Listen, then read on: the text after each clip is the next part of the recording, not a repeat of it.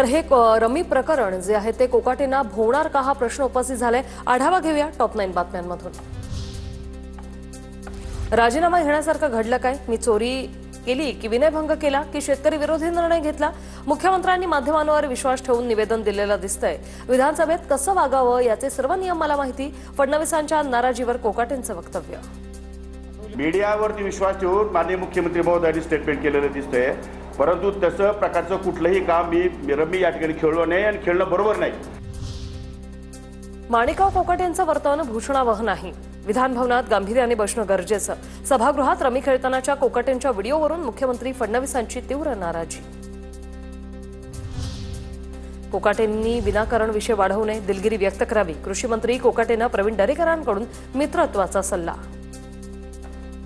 या विषयावर आपली बाजू आणखी ताकदीनं मांडण्यापेक्षा मला वाटतं आपण दिलगिरी व्यक्त करून जनतेच्या भावनांचा आदर केला पाहिजे। मुख्यमंत्री हतबल झालेत। मंत्री काय करतात, आमदार काय करतात, पण मुख्यमंत्र्यांना काहीच करता येत नाही। अंबादास दानवेंचा निशाणा। माणिकराव कोकाटे बुद्धिबळ खेळत असतील, हत्ती वजिराची चाल खेळत असतील। आपल्या डोळ्यात अडचण आहे। जितेंद्र आव्हाड यांचा खोचक टोला। कोकाटेंचा नवा व्हिडिओ 45 सेकंदाचा असेल तर 1 सेकंदाचाही वेळ वाया न घालवता कोकाटेंचा राजीनामा घ्यावा। अंजली दमानियांकडून कोकाटेंच्या राजीनाम्याची मागणी।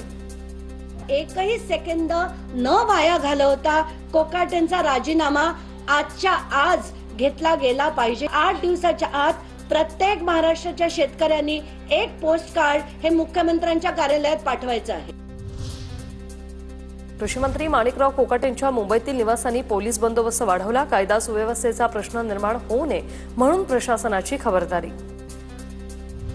नाशिकमध्ये काँग्रेस कार्यकर्त्यांनी रस्त्यावर खेळला रमीचा डाव। रमी मास्टर कृषी मंत्री असे पोस्टरही झळकावले। माणिकराव कोकाटेंच्या राजीनाम्याची मागणी करत जोरदार घोषणाबाजी। राष्ट्रवादी शरद पवार गटाचंही मुंबईत माणिकराव कोकाटेंविरोधात आंदोलन। जिल्हाधिकारी कार्यालयात निवेदन देत राजीनाम्याची मागणी। राखी जाधव यांच्या नेतृत्वात रस्त्यावर पत्ते फेकत कोकाटेंविरोधात घोषणाबाजी।